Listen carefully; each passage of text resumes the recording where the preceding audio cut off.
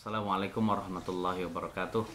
Alhamdulillah wassalatu wassalamu ala Rasulillah Muhammad ibn Abdullah wa ala alihi wa ashabihi wa mawalah. La haula wa la quwwata illa billah. Amma ba'da. Pemirsa Tobat TV yang dirahmati oleh Allah Subhanahu wa taala. Allah Subhanahu wa taala telah mentakdirkan manusia untuk saling berpasang-pasangan antara laki-laki dan perempuan. Allah Subhanahu wa taala telah mentakdirkan demikian ini karena memang betapa banyak ya hikmah yang Allah ingin wujudkan ya dengan adanya pasangan suami dan istri ini hidup di dunia. Dengan adanya seseorang itu bisa menikah satu dengan yang lainnya atau bisa berpasangan satu dengan yang lainnya. Pemirsa sekalian yang dirahmati Allah Subhanahu wa taala, demi terwujudnya tujuan yang mulia, yaitu terwujudnya kehidupan rumah tangga yang sakinah, mawaddah, warahmah, penuh dengan cinta, rasa kasih sayang ya. Maka saat itu perlunya antara suami dan istri mewujudkan hak-hak dan kewajiban yang ada di antara keduanya. Seperti halnya kita ketahui bersama bahwasanya ketika suami dan juga wali dari perempuan melaksanakan akad pernikahan dengan memenuhi syarat-syarat dan juga rukun-rukunnya pernikahan, maka kita katakan pernikahan tersebut sah. Dan ketika itu pula muncullah hak dan kewajiban antara keduanya yang sebelumnya belum ada sama sekali gitu ya. Dan konsekuensi ini harus benar-benar diterima bersama. Ketika seorang wanita ingin menikah, dia harus tahu setelah saya menikah maka akan timbul konsekuensi hak dan kewajiban antara suami dan istri. Suami dan istri memiliki hak, suami dan istri juga memiliki kewajiban. Dan apabila ini kita ketahui bersama, maka saat itu akan terwujudlah kehidupan rumah tangga yang sakinah, mawaddah, warahmah. Berikut ini kita akan bahas, pemirsa yang dirahmati Allah Subhanahu wa taala, poin yang berjudul adalah huququ bainaz zaujain, yaitu hak-hak di antara suami dan istri. Ini penting kita bahas ya, agar kita sebagai orang yang belum menikah bisa tahu, sehingga kita benar-benar bisa melaksanakannya. Bagi yang sudah menikah juga akan benar-benar mengetahuinya, karena betapa banyak orang menikah tanpa ilmu ya. Sekali lagi, orang menikah tanpa ilmu. Ketika seseorang sudah memiliki ilmunya, maka saat itu dia menikah dengan bisa mewujudkan hak-hak dan kewajiban pasangan.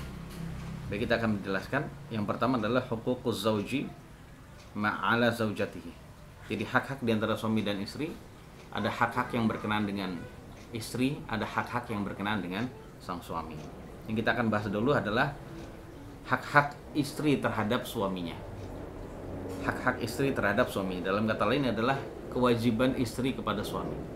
Kita akan jelaskan kewajiban sang istri kepada suaminya terlebih dahulu. Tentang masalah hal ini, pemirsa sekalian yang dirahmati oleh Allah Subhanahu wa taala, adapun dasar dan juga dalil yang menjelaskan tentang hak-hak suami atau kewajiban istri gitu ya, itu ada di dalam firman Allah surat An-Nisa ayat 34. Allah tabaraka wa ta'ala berfirman, ar-rijalu qawwamuna 'alan nisa'i bima faddalallahu ba'dahum 'ala ba'din wa bima anfaqu min amwalihim.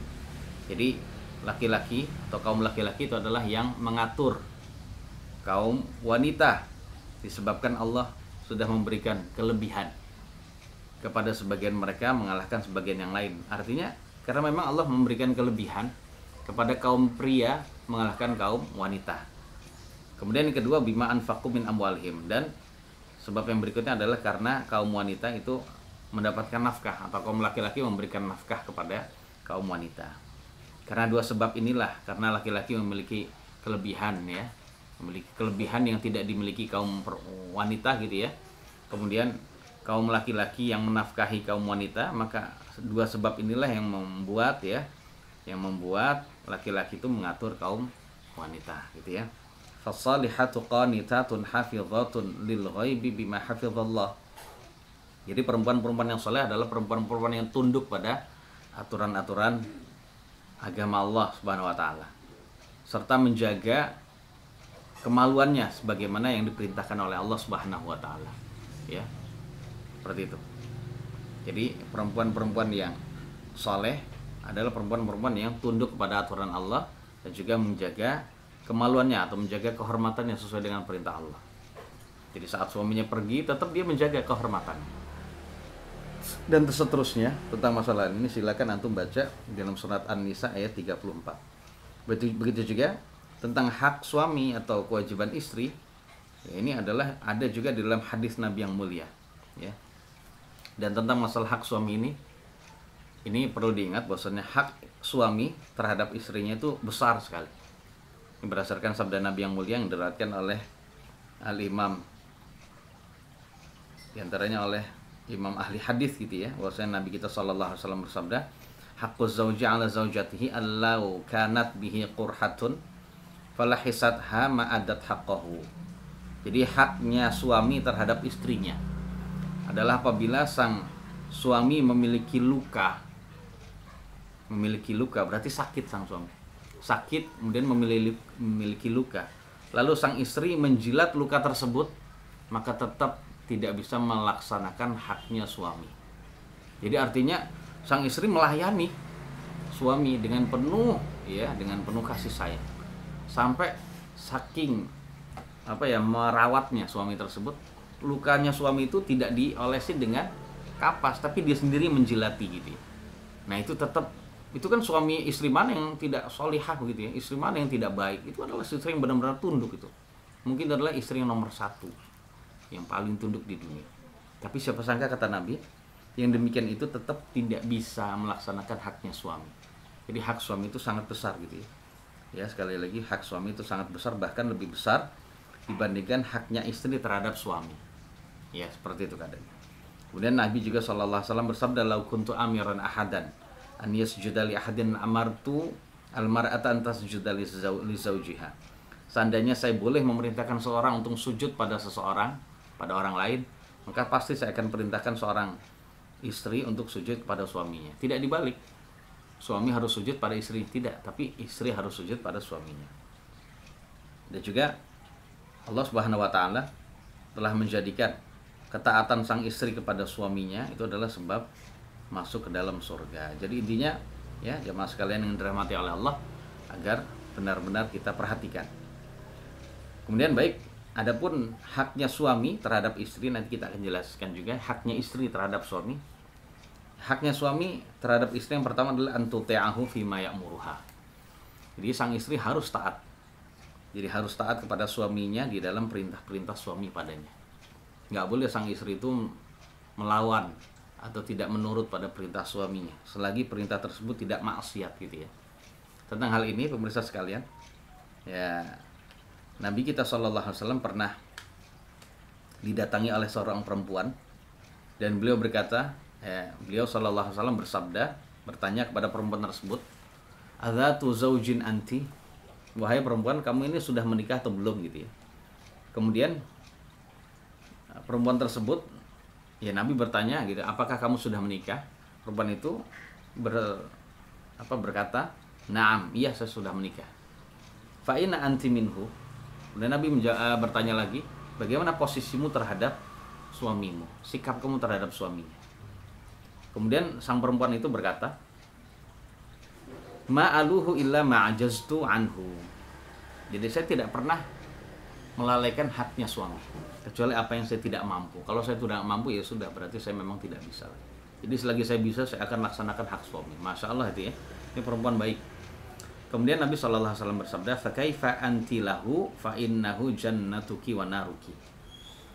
Ini perlu diingat oleh kaum wanita bahwasannya bagaimanapun posisi kamu dan juga sikap kamu terhadap suami, maka ketahuilah sesungguhnya suami itu adalah surgamu dan nerakamu. Artinya apa, pemirsa sekalian? Suami itu adalah menjadi sebab kamu masuk ke dalam surga jika melaksanakan haknya. Dan suami juga menjadi sebab kamu masuk dalam neraka jika kamu meremehkan hak-haknya. Jadi ketika seorang perempuan itu sudah menikah, maka surga dan nerakanya itu ada pada suami. Ketika dia belum menikah, surga dan nerakanya itu ada pada ketaatan dia pada orang tuanya. Begitu juga Nabi kita Shallallahu Alaihi Wasallam pernah ditanya tentang perempuan terbaik. Maka Nabi Alaihi Wasallam bersabda, menjawab, "Allati tuti'uhu idza amar, wallati tasurruhu idza nazar, wa tahfadhuhu fi nafsiha wa malihi. Jadi perempuan yang terbaik adalah perempuan yang bisa taat pada perintah suami. Udah taat selagi tidak maksiat. Seandainya perintahnya maksiat, kamu nggak boleh nutup aurat, buka aurat. Saya nggak suka kamu di luar buka nutup aurat. Jadi perlihatkan kecantikanmu di luar, berarti maksiat. Kamu nggak usah sholat, berarti maksiat. Kamu nggak boleh mengunjungi orang tuamu, berarti perintah silaturahim itu dari Allah. Tapi sang suami melarang, berarti ini adalah maksiat gitu ya. Nah, seperti itu. Yang pertama adalah selagi perintahnya tidak maksiat, walaupun perintah itu bertentangan dengan kemauan dia, ya sudah turuti saja. Itu adalah konsekuensi. Anda mau masuk surga ya sudah taat, itu tidak maksiat. Nah, gitu ya. Walaupun itu bertentangan dengan keinginan dari wanita, dari istri, ya tetap harus ditaati. Sabar, karena di dalam ketaatan itu ada hikmah dan juga kebaikan. Dan betapa banyak rumah tangga itu yang tidak cocok ya, yang bertengkar terus karena itu tadi, sang istri tidak tahu kewajiban, tidak tahu diri ibaratnya gitu ya. Bahwasanya saat itu dia diwajibkan untuk taat pada suaminya. Ya, seperti itu ya. Ya walaupun suami juga dalam memerintah juga harus baik, tidak boleh kasar gitu ya.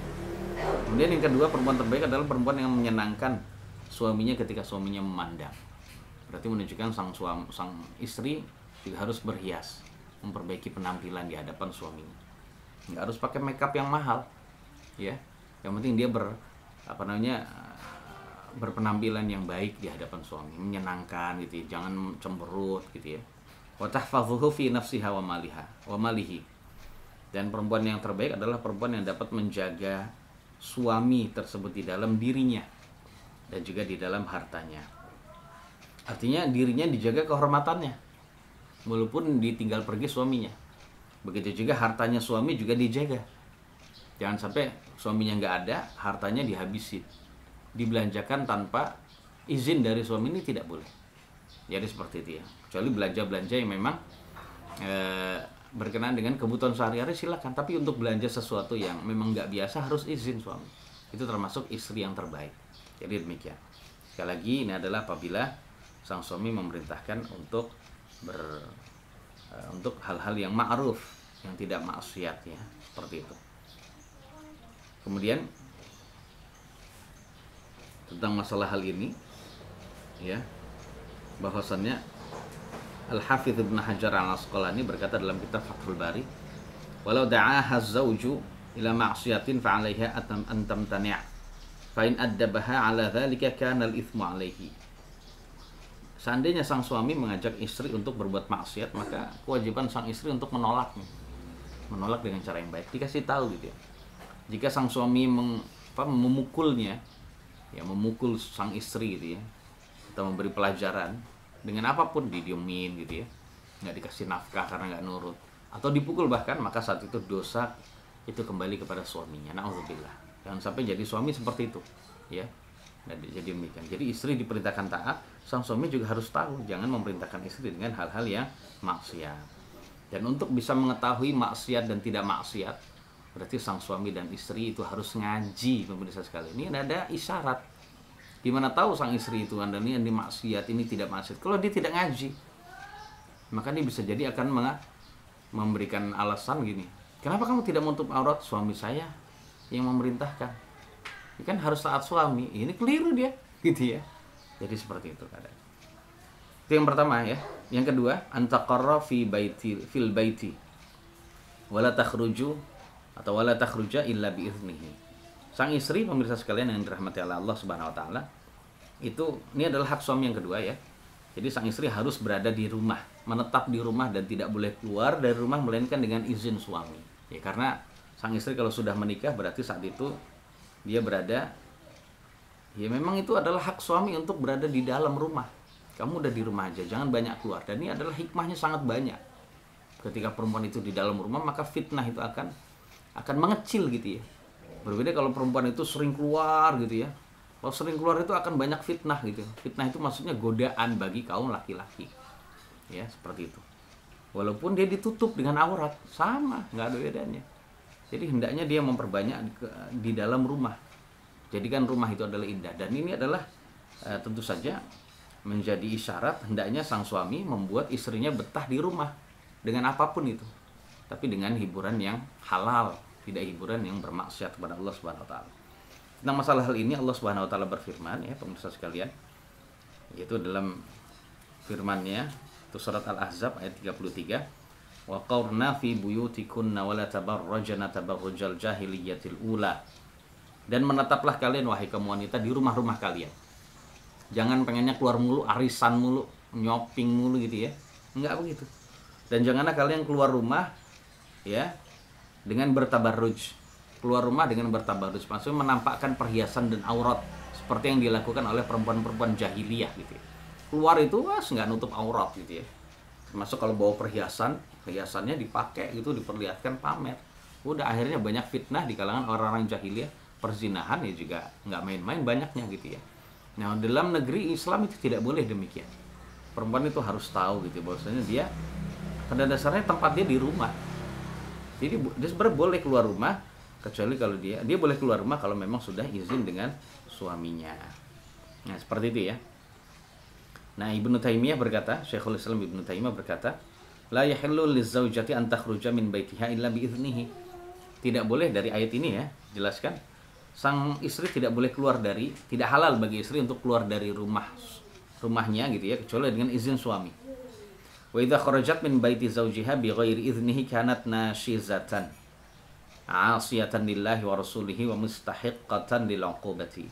Dan apabila ada perempuan yang sengaja keluar dari rumahnya dia bersama dengan suami itu tanpa izin suami, maka dia bertindak sebagai perempuan nusyuz. Ini perempuan yang nashizah, perempuan yang melakukan nusyuz. Nanti kita jelaskan. Nusyuz itu udah dikatakan nggak taat pada suami, membangkang pada suami, begitu juga bermaksiat kepada Allah dan Rasulnya, serta berhak untuk mendapatkan hukuman. Ya, hukuman dari suami yang memang layak bagi dia. Seperti itu. Seperti sang suami boleh ya kalau sudah dinasihati nggak bisa juga, boleh sang suami itu mendiamkan dia dulu. Didiemin aja udah nggak disapa. Ya didatangi, dinafkahi tapi tidak disapa gitu. Itu disebut hajar. Jadi bahasa agama disebut hajar, udah ditinggalkan. Ditinggalkan juga nggak ditemani tempat tidurnya. Biarin dia kedinginan gitu ya, biarin dia sendiri. Dia tahu ya gitu ya. Nah, kalau insya Allah kalau sudah demikian itu, ya insya Allah dia bisa menerima itu tadi. Kalau memang tidak bisa juga, maka sang suami boleh memukul dia dengan syarat-syarat nanti akan kita sebutkan. Jadi yang pertama, yang kedua ya pemirsa sekalian yang dirahmati oleh Allah Subhanahu Wa Taala. Kemudian yang berikutnya. Dan juga Nabi kita sallallahu alaihi wasallam bersabda ya, al-mar'atu 'auratun wa innaha idza kharajat istashrafaha syaitan. Perempuan itu adalah aurat. Dan apabila perempuan itu keluar, maka setan itu menghias-hiasi perempuan tersebut. Wah. Mau dari mana, tampak belakang, tampak depan, sama dihias-hiasi. Perempuan itu tampak indah semua. Walaupun sebenarnya biasa, tapi itulah yang bisa membuat laki-laki tertarik itu apa? Setan. Ya. Seperti itu. Wa innaha la takunu aqraba ilallahi minha fi qa'ri baitiha. Dan seorang perempuan tidaklah lebih dekat kepada Allah. Tidaklah lebih dekat kepada Allah dibandingkan apabila dia berada di dalam rumahnya. Jadi semakin perempuan itu di dalam rumahnya, nggak keluar rumah, kecuali kalau ada hajat, maka saat itu tidak lebih dekat dengan Allah. Berarti ibadahnya istri itu di rumah. Di rumah saja. Bukan berarti seakan-akan dia memang nggak ada perlu di rumah. Memang karena perintah dari Allah. Berarti saat itu ibadah dia di situ. Ya, ingat itu tuh. Ini perlu kita menasihati istri kita seperti itu ya. Dan istri juga harus tahu diri. Harus tahu ini adalah perintah Allah, bukan main-main. Ya, kecuali kalau memang dia keluar karena memang sudah diizinkan suami. Seperti dia keluar untuk bekerja, kemudian keluar untuk membeli keperluan sehari-hari yang dia tidak bisa melakukannya gitu ya. Nggak ada yang bisa melakukan melainkan dia sendiri. Seperti juga keluar untuk ngantar anak sekolah itu boleh. Tapi untuk keluar untuk hal-hal yang memang nggak biasa, maka dia harus izin suami dulu. Walaupun suami di kantor itu, Mas, saya mau keluar ke sini boleh nggak? Saya mau keluar ke rumah teman ini boleh, mau ikut arisan ke sini boleh nggak? Izin dulu. Nah, setelah diizinkan silakan keluar, tapi juga dengan menutup aurat. Baik. Yang ketiga, antuti'ahu idza da'aha ilal firash. Ini adalah hak suami. Hak suami atau kewajiban istri yang berikutnya adalah mentaati suami ketika diajak untuk hubungan ranjang ya, pemirsa sekalian yang dirahmati oleh Allah Subhanahu Wa Taala. Karena hak ranjang itu adalah haknya suami, nggak boleh istri itu menolaknya. Sekali lagi tidak boleh menolaknya.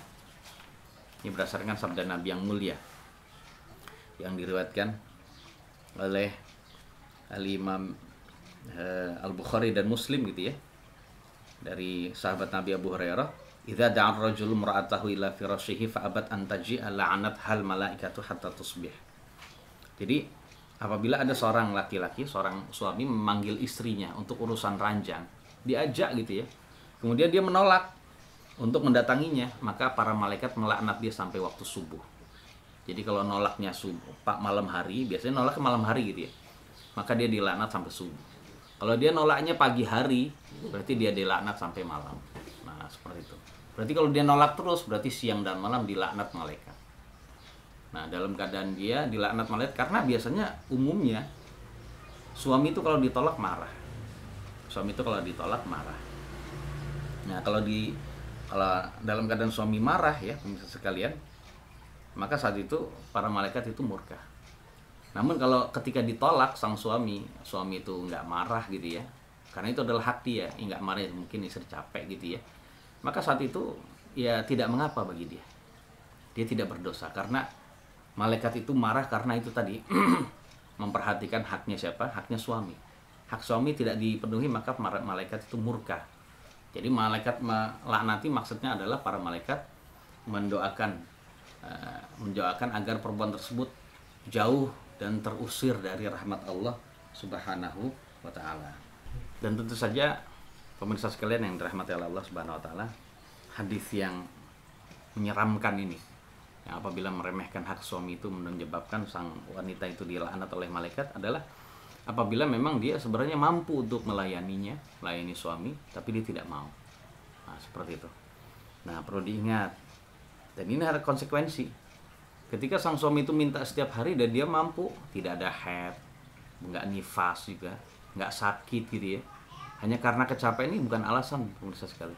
Kecuali kalau kecapeannya memang dia tidak mampu, pada tahap dia tidak mampu, maka saat itu nggak masalah, dikasih keringanan oleh Allah Subhanahu wa taala. Ya, seperti itu kan. Dan seandainya dia menolak, maka hendaklah menolak dengan cara yang halus, sehingga suami tidak marah. Buat suami tidak marah, karena yang menyebabkan malaikat itu melaknat adalah suami marah itu, karena itu adalah meremehkan haknya. Kalau suami itu tidak marah, insya Allah tidak dilaknat gitu ya. Contohnya, sebenarnya saya mau, tapi ya ntar besok saja ya gitu caranya, seperti itu. Atau jangan dibilang tidak mau gitu ya, ini tidak boleh. Ini adalah hak suami. Dan perlu diingat, Allah Subhanahu wa taala telah menciptakan kaum laki-laki itu lebih cepat untuk meminta dibandingkan kaum wanita gitu tadi. Jadi seperti itu keadaannya. Dan kalau ini benar-benar dijalankan, maka akan betapa banyak kebaikan yang didapat oleh kaum wanita tersebut, kemudian suaminya dan juga masyarakat. Perzinahan itu banyak terjadi dari orang-orang yang sudah menikah itu karena itu tadi. Jadi karena diantaranya adalah ya keliru laki-lakinya juga, dan juga keliru dan juga salah besar dari sang istri yang menolak terus. Diajak berhubungan nolak terus, diajak berhubungan nolak terus. Nah, dalam keadaan syahwat itu bergelora terus. Betapa tidak, apalagi kerja sekarang itu banyak bercampur laki-laki dan perempuan. Di jalan banyak setiap hari itu bisa itu bergejolak laki-laki itu. Maka perempuan yang benar-benar bisa menjaga sang suami dari neraka adalah perempuan yang bisa melaksanakan haknya suami. Jadi jadilah perempuan yang bisa melaksanakan haknya suami, bisa menjaga suami dari neraka. Karena saat itu ketika suami masuk surga, insya Allah Anda juga akan bisa masuk ke dalam surga, seperti itu. Tapi kalau sang suami berzina di luar karena sang istri selalu menolak terus gitu ya, maka sang suami bisa mendapatkan siksa kubur dan juga siksa neraka gitu ya, bisa diancam siksa kubur dan neraka. Sang istri pun demikian. Jadi hati-hati seperti ini ya. Nah, kecuali sekali lagi kalau memang ada uzur ya, sekali lagi kalau ada uzur tidak bisa melaksanakan hak ini, maka tidak mengapa, insya Allah tidak berdosa gitu ya. Ini penting sekali lagi ya. Dan perlu diingat, dalam keadaan seperti ini ada orang yang mengatakan berarti perempuan tempat pelampiasan nafsu dong. Nah gitu ya. Mungkin ada yang berkata gitu, perempuan jadi tempat pelampiasan nafsu dong. Maka kita katakan tidak demikian. Justru dengan demikian itu perempuan justru adalah makhluk yang paling berjasa bagi kaum pria di dalam menyelamatkan pria dari neraka. Penting itu. Jadi mereka adalah makhluk yang paling berjasa untuk menyelamatkan kaum pria dari neraka. Dengan itu tadi melayani. Jadi seperti itu. Jadi perempuan itu justru bukan tempat pelampiasan, bukan. Dia justru adalah yang selalu menjaga pria dari neraka. Jadi seperti itu. Kemudian yang keempat ya. Jadi adab yang keempat, bukan adab. Hak suami yang keempat adalah alla ta'dzana li ahadin ay yadkhula baitahu illa bi'idnihi. Ini penting juga. Banyak yang tidak tahu. Yaitu sang istri tidak boleh mengizinkan seorang pun untuk masuk rumahnya. Ya, tidak boleh mengizinkan seorang pun untuk masuk ke rumahnya suami kecuali dengan izin suami. Ya, seperti itu ya. Ini berdasarkan sabda Nabi yang mulia, ya, pemirsa sekalian, yang diriwayatkan oleh Imam Muslim. Wa innalakum 'alaihinna alla yuti'na fursakum ahadan takrahunahu. Dan sesungguhnya hak kalian atau kewajiban istri terhadap kalian adalah diantaranya mereka tidak memasukkan ke dalam rumah kalian seorang pun yang kalian nggak suka. Nggak boleh sang istri nggak suka. Misalnya suami nggak suka ada tamu si fulan atau fulana, nggak boleh disuruh masuk, nggak boleh. Nah gitu ya. Begitu juga Nabi SAW bersabda, la ta'dzanul mar'atu fi baiti zawjiha wa huwa syahidun illa bi'idnihi. Jadi tidak boleh seorang wanita mengizinkan seorang pun untuk masuk ke rumahnya dia dalam keadaan suaminya itu ada gitu ya, kecuali dengan izin suaminya. Suaminya ada walaupun kerja, tapi itu disebut suaminya ada, hak syahid. Itu syahid maksudnya suaminya hadir. Ini harus dengan izin suaminya. Contohnya mau ada arisan. Arisan kan masuk ke rumah suami atau ke rumah dia dengan suami itu. Ya, izin suami dulu, boleh nggak saya ngadain arisan di sini dengan arisan ibu-ibu, wali murid anak kita gitu. Kalau suami bilang jangan deh, ya sudah nurut. Jangan memperbanyak konflik dengan suami, jangan. Ya seperti itu. Kecuali kalau minta, kenapa mas nggak boleh? Boleh tahu gitu ya. Itu penting ya seperti itu. Jadi jangan berkata, kenapa sih nggak boleh, pelit banget. Nah ini nggak boleh gitu. Ini banyak yang tidak mengetahui seperti ini. Itu hak Allah. Hak yang mohon maaf, haknya suami sudah Allah dan Rasulnya tentukan. Ya sudah nurut saja, ya sudah. Barangkali mas boleh dikasih tahu alasannya apa. Ibu-ibu orang-orang baik semua gitu ya. Ya kalau suami bilang nggak mau, ya sudah, itu tidak maksiat. Larangan dia untuk tidak boleh memasukkan, ya sudah, tidak maksiat. Ya seperti itu keadaannya. Ya sudah, arisannya di tempat yang lain. Suami melarang di rumah, tapi suami tidak melarang arisan, silakan tetap arisan, ya. Tapi jangan di rumahnya dia dengan suami itu tadi ya, seperti itu. Begitu juga kalau istri memiliki kerabat ya, sanak kerabat yang suami tidak suka apabila dia bertamu, ya sudah jangan masuk. Udah, ini adalah amanah dari suami. Amanah dari suami gitu ya. Kalau memang tidak bisa diperbaiki akhlaknya gitu, orang yang memang nggak disukai suami, ya sudah, mendingan tidak boleh masuk. Jangan perkenankan dia masuk. Ya, misalnya saya mau ke rumah kamu, boleh nggak? Mohon maaf, saya lagi nggak bisa gitu ya. Saya lagi nggak bisa gitu tadi ya. Gitu saja jawabannya. Saya tidak bisa, kapan-kapan saja deh gitu ya. Kapan-kapan saja, seperti itu. Kemudian yang berikutnya adalah haknya suami, Allah tasuma siyamata tatawwu'in wa zawjuha hadirun illa biiznihi. Seorang wanita juga tidak boleh melaksanakan puasa sunnah dalam keadaan suaminya hadir kecuali dengan izinnya. Mana hadir itu suami tidak safar. Contohnya kerja di luar kota gitu ya, safar gitu. Nah suaminya ada di rumah, atau suaminya nggak di rumah tapi dia kerja, ya kerja gitu ya. Nah kerja, walaupun kerja kan masih di dalam kota, itu bukan safar. Maka dalam keadaan begitu sang istri tidak boleh berpuasa sunnah. Ini berdasarkan sabda Nabi yang mulia riwayat Imam Al-Bukhari, At-Tirmidzi dan lainnya. Nabi SAW bersabda, la yahillul lil mar'ati an tasuma wa zawjuha syahidun illa biiznihi. Tidak halal bagi seorang perempuan untuk berpuasa. Perhatikan, tidak halal berarti haram, berdosa gitu ya. Untuk berpuasa dalam keadaan suaminya tidak safar, kecuali dengan izinnya. Mas, boleh nggak saya izin besok mau puasa sunnah Senin Kamis ya gitu ya. Kalau suami silakan, nggak apa-apa ya, silakan, nggak masalah. Karena konsekuensi orang berpuasa tidak boleh berhubungan suami istri di siang hari gitu ya, seperti itu ya. Nah kalau suaminya bilang silakan, jadi intinya suami itu sang istri itu harus, mohon maaf, itu harus taat kepada suaminya kapanpun ada. Nah, kalau nggak boleh puasa, ya sudah jangan puasa, karena saya kadang-kadang pengen sewaktu-waktu gitu ya. Maka saya itu jangan puasa. Dan itu adalah kewajiban, pahalanya lebih besar ibu-ibu sekalian, ya, dibandingkan Anda melakukan puasa sunnah, namun ternyata Anda berdosa. Nah, gitu ya tadi. Namun kalau Anda bisa minta izin dan suami mengizinkan, maka saat itu Anda bisa mendapatkan pahala dua, pahala kewajiban taat pada suami, dan juga pahala sunnah itu. Jangan sampai melakukan sunnah itu didahulukan, tapi bertabrakan dengan haknya sang suami yang itu adalah kewajiban. Ingat, taat pada suami itu adalah wajib, sedangkan melaksanakan puasa sunnah hukumnya tidak wajib, seperti itu. Begitu juga di dalam masalah mendahulukan puasa Ramadan. Nah, gitu tadi ya. Misalnya ada sang suami, wah, pengen berhubungan gitu. Pengennya sang istri itu jangan buru-buru mengqadha Ramadannya. Itu juga hak suami, nggak masalah. Ya, seperti itu. Jangan buru-buru deh, saya pengen, ini udah lama nih.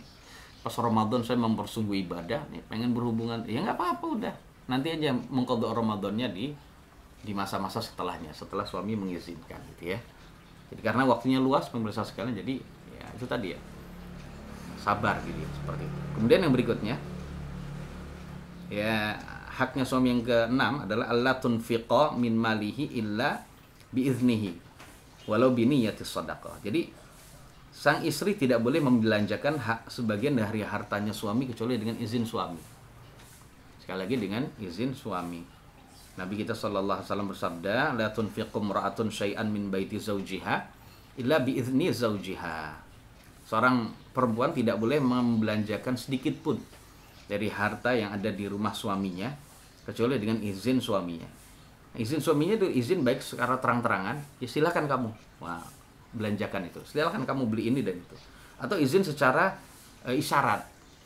Misalnya sang istri membeli sesuatu yang nggak biasa. Contohnya kue apa? Beli kue bolu lah misalnya. Nggak biasa beli kue bolu, jarang. Suaminya melihat, kue bolu dari mana tuh? Saya beli. Suaminya diem aja. Diamnya suami itu pertanda dia mengizinkan, berarti boleh, nggak masalah. Jadi demikian. Kalau celok kue bolu berapa harganya? 100.000.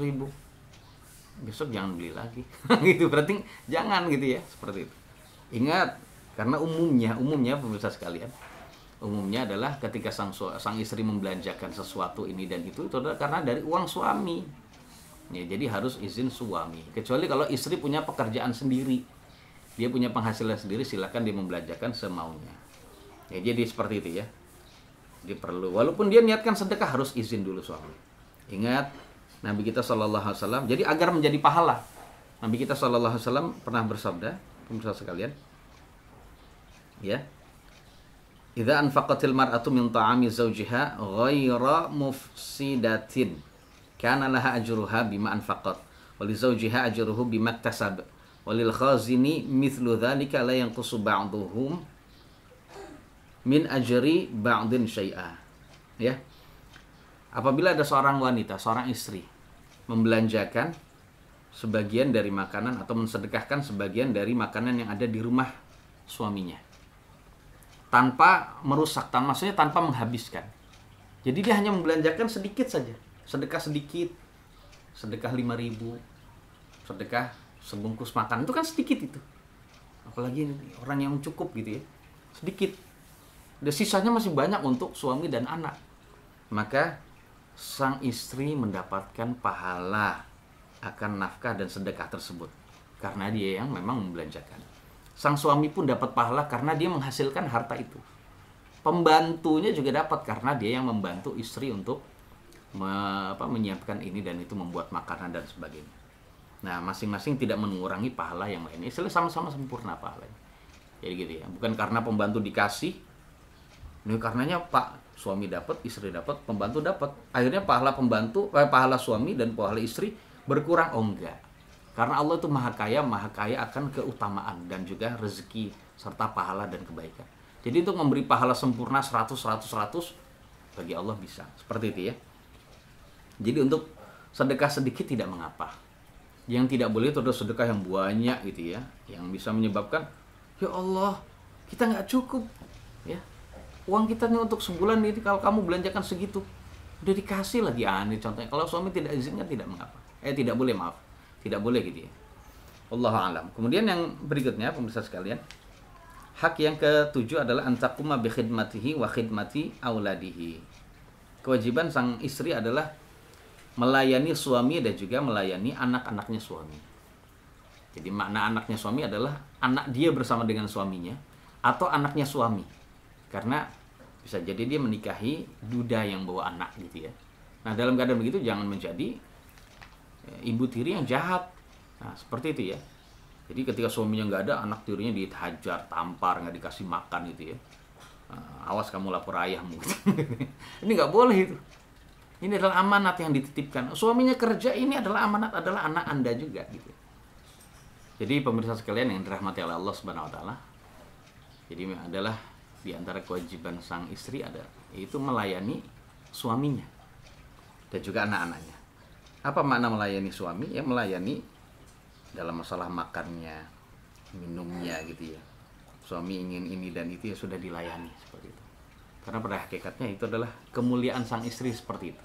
Apabila dia dicintai, dimuliakan oleh suaminya. Jadi kemuliaan sang istri itu bukan berarti dia melawan suami. Bu, itu keliru itu. Itu hendaknya itu dihilangkan dari pikiran kita semua, atau dari pikiran kaum wanita. Bukan berarti melawan gitu agar sama gitu, nggak mau diperintah-perintah. Wah, perempuan seperti ini kalau memang banyak, tentu saja akan banyak perceraian di mana-mana dan akan menyibukkan pengadilan agama ngurusi kasus perceraian. Nah, seperti itu. Sehingga perempuan-perempuan udah banyak yang nggak bersuami. Kalau perempuan banyak nggak bersuami, banyak janda, apa yang terjadi? Perzinahan bisa jadi di mana-mana. Nah, makanya hendaknya diperhatikan dalam hal ini gitu ya. Karena para perempuan di zaman Nabi tentu saja mereka adalah perempuan-perempuan yang melayani suaminya masing-masing. Seperti Fatimah, putri Nabi itu melayani suaminya, itu Ali bin Abi Thalib. Ya, seperti itu sampai beliau itu Fatimah radhiyallahu anha, putri Nabi, itu sampai mengeluhkan kepada Nabi akan tangannya yang kapalan karena dia itu selalu membuat makanan untuk suaminya dan juga keluarganya. Dia minta pelayan, ternyata Nabi tidak memanjakan anaknya. Minta pelayan agar meringankan tugasnya, bukan untuk membuat dia nggak kerja, nggak melayani suaminya, bukan, meringankan saja, membantu gitu ya. Tapi Nabi nggak ngasih. Justru Nabi memberikan dia amalan yang lebih baik daripada pembantu. Apa itu? Berzikir sebelum tidur. Subhanallah 33, Alhamdulillah 33, Allah Akbar 34. Udah kayak zikir habis sholat aja pemirsa sekalian. Jadi memang inilah, walaupun Nabi bisa memberikan, padahal di situ ada budak-budak itu, ada pelayan-pelayan itu, tinggal kasih satu bisa melayani, bisa. Namun ternyata Nabi tidak memanjakan anaknya. Ya, ini berarti menunjukkan memang adalah kewajiban sang istri melayani suaminya. Jadi seperti itu hendaknya diperhatikan. Nyuci piringnya itu adalah kemuliaan. Itu ibadah ya, hendaknya itu diperhatikan. Cuci bajunya suami, cuci baju anak-anak gitu ya. Kemudian membersihkan rumah, itu adalah dalam mereka melayani suami, menyenangkan suami. Dan itu adalah ketinggian derajat sang istri di hadapan Allah, bukan di hadapan manusia. Hadapan manusia buat apa kita perhatikan? Enggak. Mungkin di hadapan manusia kayak perempuan yang mungkin ya tidak perempuan masa kini lah apa istilahnya. Ya perempuan yang nurut banget sama suaminya, bukan perempuan yang bagus, yang hebat, berpendidikan tinggi. Buat apa pendidikan tinggi tapi membuat dia tuh selalu tidak mau disuruh oleh suaminya? Ini tidak benar. Jadi seperti itu ya. Dan kebiasaan dari Nabi kita Shallallahu Alaihi Wasallam, walaupun seperti itu ya, walaupun istrinya itu melayani, ya yang sang suami juga hendaknya membantu kesibukan istrinya, nyuci piring, bantulah gitu ya. Dan itu berdasarkan akhlak dari Nabi kita Shallallahu Alaihi Wasallam. Walaupun istri wajib melayani, tapi juga hendaknya bantuin. Sekali-kali nyapu kayak, sekali-kali ngepel kayak, sekali-kali nyuci baju kayak, sekali-kali apa gitu ya. Nah, ibunda kita Aisyah itu pernah ditanya apa sih yang dilakukan oleh Nabi di rumah itu. Dan ibunda kita Aisyah berkata, karena Rasulullah Sallallahu Alaihi Wasallam yakunu fi mihnati ahlihi. Nabi itu kalau di rumah beliau mengerjakan apa yang dikerjakan oleh istrinya, ya, membantu istrinya. Fa idza hadartis salatu kharaja ila shalah. Tapi ketika sudah datang waktu salat, ya berhenti melayani istri, membantu istrinya, Kemudian untuk bisa mengutamakan panggilan sholat. Baik. Yang ke-8, hak suami yang ke-8 antahfazuhu fi ardiha wa auladihi wa malihi. Yaitu menjaga suami di dalam kehormatan istri. Atau sang istri harus menjaga kehormatan dirinya. Menjaga kehormatan dirinya. Kemudian menjaga anaknya suami dan juga hartanya suami. Ya, ketika seperti itu, kalau memang semua itu dilakukan, berarti saat itu dia telah melaksanakan amanah yang dibebankan. Jadi gini, istri itu memiliki amanah di dalam dirinya. Dia ini dirinya cantik, seksi gitu ya. Nah, dalam keadaan gitu dia ditinggal pergi suaminya untuk mencari nafkah, untuk kebaikan dia juga. Jadi jaga kehormatannya. Jangan sembarangan memasukkan laki-laki ke rumah dia, ngobrol dengan ini, kemudian pergi bareng dengan laki-laki, ini tidak boleh. Na'udzubillah. Begitu juga anak-anaknya disia-siakan, ini tidak boleh. Kemudian hartanya dihabiskan, na'udzubillah, ini istri yang memang tidak baik seperti itu. Semoga Allah memperbaiki perempuan-perempuan yang ada, memang kalau memang ada seperti itu ya. Jadi harus seperti itu ya. Ini berdasarkan firman Allah surat An-Nisa ayat 34, silakan antum baca. Tadi kita sudah baca ya. Kemudian yang ke-9, hak suami yang ke-9 antashkurolahu wala tajhada fadlahu wa tu'ashirahu bil ma'ruf. Itu kewajiban sang istri. Yang merupakan hak suami adalah sang istri harus berterima kasih kepada suami, bersyukur kepada suami, tidak mengingkari kelebihan suami, dan mempergaulinya dengan cara yang baik, ya seperti itu. Jadi jangan sampai jadi jadi istri nggak pernah berterima kasih kepada suaminya, ya. Ini adalah istri yang tidak solihah, tidak baik. Kita lihat hadis Nabi yang mulia yang diriwayatkan oleh Al-Imam An-Nasa'i ya, dalam kitab Al-Ishrah gitu ya. Nabi SAW bersabda, la yanzurullahu ila mura'atin la tashkuru li zawjiha wa hiya la tastaghni anhu.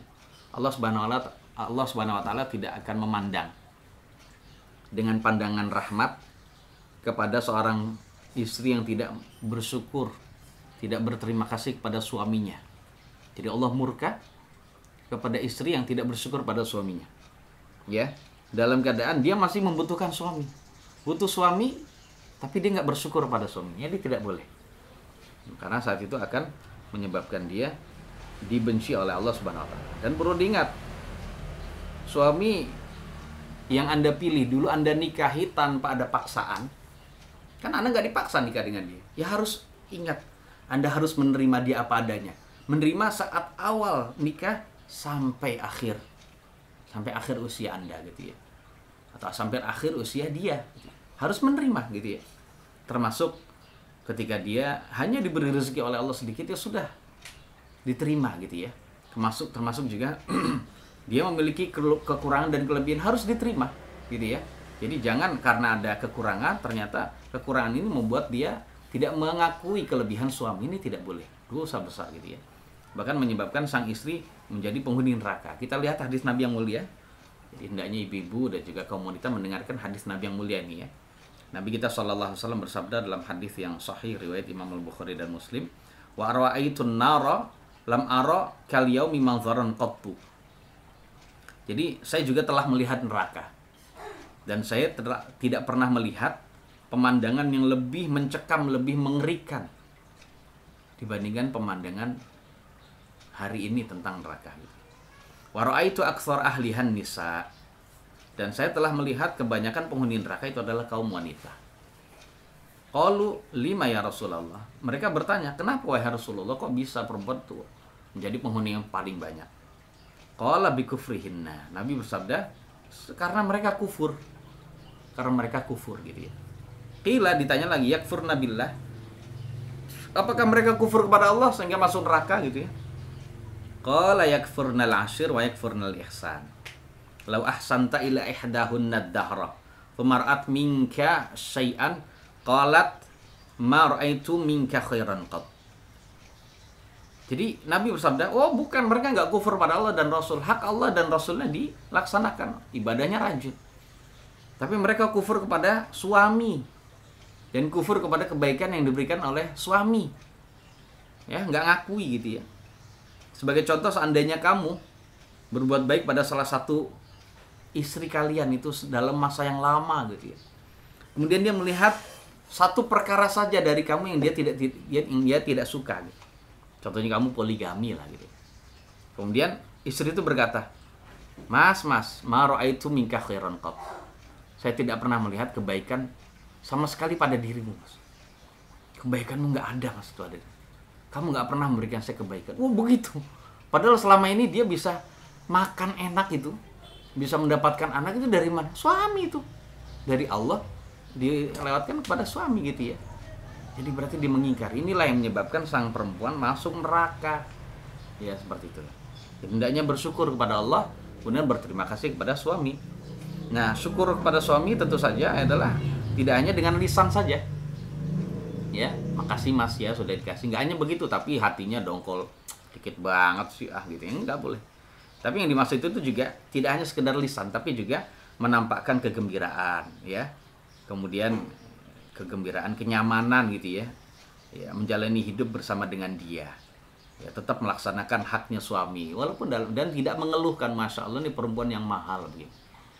Perempuan kalau seperti ini semua, wah, nggak ada tuh perceraian itu. Jadi pengadilan agama sepi, nganggur, insya Allah akan dialihkan pada pekerjaan yang lain gitu ya. Jadi seperti itu ya. Dan iblis banyak gagal, banyak merasa putus asa gitu ya. Jadi hendaknya demikian. Kemudian hak suami yang ke-10 adalah antatazayyana lahu wa tatajammal. Yaitu hendaknya sang istri berhias dan bersolek untuk suaminya. Nah, seperti itu ya. Jadi hendaknya sang istri itu menyenangkan suaminya ketika dipandang. Jadi jangan sampai dia tidak pernah bersolek. Namun kalau ke pesta, ke resepsi, dia bersolek, nauzubillah. Ketika di rumah, wah, dia tidak bersolek. Badannya bau. Kemudian matanya juga kotor gitu ya, ada kotoran matanya. Kemudian tidak bersih, rambutnya juga bau, nauzubillah. Tapi ketika mau ke pesta dia seperti itu keadaannya. Pakai minyak wanginya kalau di luar, padahal itu tidak boleh. Padahal itu tidak boleh. Perempuan keluar memakai minyak wangi gitu ya. Nah, kalau dia ingin memakai minyak wangi silakan, tapi di rumah, dan itu yang mencium hanya suaminya saja. Nah, kalau sudah demikian itu, ya maka dia akan memenuhi kewajiban itu ya. Ini berdasarkan hadis tadi. Perempuan yang terbaik adalah watasurruhu idza nazar. Itu perempuan yang menyenangkan suaminya ketika suaminya memandang. Ya, pemirsa, hendaknya ingat. Jadi berhiaslah untuk suami. Kemudian yang berikutnya, hak suami yang ke-11, Allah tamunna alaihi idza anfaqat alaihi wa ala auladihi min maliha. Jadi sang istri tidak boleh mengungkit-ungkit nafkah dia kepada suaminya dan juga anak-anaknya suami dari hartanya istri. Jadi seandainya sang suami penghasilnya dikit atau suami di PHK, dan istrinya punya uang, entah punya uang karena dia pekerjaan atau dia dapat warisan gitu ya, pokoknya dia punya uang, sehingga nafkahnya suami dia yang nanggung, nafkahnya anak-anak itu dia yang nanggung. Nah, kalau memang sudah seperti itu berarti dia berpahala besar. Walaupun itu tidak wajib. Sekali lagi, nafkah keluarga itu adalah tidak wajib. Karena wanita itu adalah makhluk ya dicukupi dan tidak wajib untuk mencukupi orang lain. Nah, ketika dia memberikan, dia berpahala besar. Ya, karena menjalankan hak kewajibannya suami gitu ya. Namun yang demikian itu jangan sampai dihancurkan pahalanya dengan sikap dia yang mengundat-undat gitu ya. Ini tidak boleh. Seandainya suaminya di masa yang akan datang gitu ya berbuat yang tidak baik pada dia, ini tidak boleh. Dia, kamu kalau saya tidak nafkahi waktu itu, kamu jadi apa, Mas? Kamu kenapa dulu sekarang ini menyakiti saya? Ya bolehlah ngomong, kenapa kamu menyakiti saya, tapi mengungkit-ungkit, menyebut-nyebut hal yang lalu tidak boleh. Ingat Allah Subhanahu wa taala berfirman, ini adalah umum bagi kita semua. Itu surat Al-Baqarah ayat 264. Ya ayyuhalladzina amanu la tubattinu shadaqatikum bil manni wal adza. Wahai orang-orang yang beriman, janganlah kalian membatalkan sedekah-sedekah kalian. Maksudnya pahala-pahala sedekah kalian dengan mengungkit-ungkit dan juga kata-kata yang menyakitkan. Ini tidak boleh. Ya, seperti itu. Jadi hendaknya ditahan. Dan perempuan yang mengundat pemberiannya, dia akan masuk ke dalam neraka gitu ya. Nabi juga pernah bersabda, "Wasalasatun la yadkhulunal jannah." Ada tiga golongan, ada tiga orang yang tidak akan masuk ke dalam surga. Itu yang pertama adalah al-aqu li walidayhi, orang yang menyakiti kedua orang tuanya, wal mudminul khamra, orang yang membiasakan mengkonsumsi khamr. Kemudian yang berikutnya wal mannanu bima a'ta, dan orang yang mengungkit-ungkit apa yang sudah dia berikan. Nah, umum ini tadi ya, seperti itu tidak boleh. Jadi sudah sabar. Jadi nggak usah diungkit-ungkit gitu ya. Kemudian hak suami yang ke-12 antarudha bil yasir wa taqna'a bihi wa la tukallifahu fawqa taqatihi. Ini penting, banyak yang juga tidak mengetahuinya. Itu sang istri kewajibannya adalah ridho, rela menerima terhadap pemberian dan juga rezeki dari Allah Subhanahu wa taala walaupun itu sedikit, dan tidak memaksakan suami di atas kemampuannya. Suaminya mampu setiap bulan memberikan dia misalnya nafkah 1 juta, sudah nggak bisa. Padahal suaminya sudah banting tulang itu. Tidak mendapatkan 1 juta, kebutuhannya mungkin 2 juta. Jangan dipaksa. Nggak boleh dipaksa. Allah saja nggak memaksa kok gitu ya. La yukallifullahu nafsan illa ma'ataha. Ya, dalam surat At-Tolak itu ayat 7. Allah Subhanahu wa taala tidak memaksa pada seseorang kecuali apa yang Allah berikan. Ya, kalau berikan sebegitu sudah segitu. Allah tidak memaksa, kenapa Anda memaksa? Ya, begitu ya. Terus solusinya gimana? Ada solusi. Setiap permasalahan mesti ada solusi. Pertama, perbanyaklah istighfar. Ya, ajak sama-sama beristighfar dan bertobat pada Allah. Kemudian berdoa kepada Allah, doakan suami agar dibukakan pintu rezeki seluas-luasnya gitu ya. Itu adalah istri yang salihah begitu. Bukan bisanya nuntut saja, sedangkan dia nggak pernah berdoa pada yang mempunyai rezeki Allah Subhanahu wa taala. Gitu ya. Jadi hendaknya demikian. Kemudian hak suami yang ke-13, Allah taf'ala ma yu'dhihi wa yughdibuhu. Tidak boleh sang istri melakukan hal-hal yang menyakiti suami dan membuat suami marah. Bikin suami marah itu nggak boleh. Bikin suami merasa tersakiti tidak boleh. Baik tersakiti lewat lisan dia maupun dengan perbuatan dia, tidak boleh.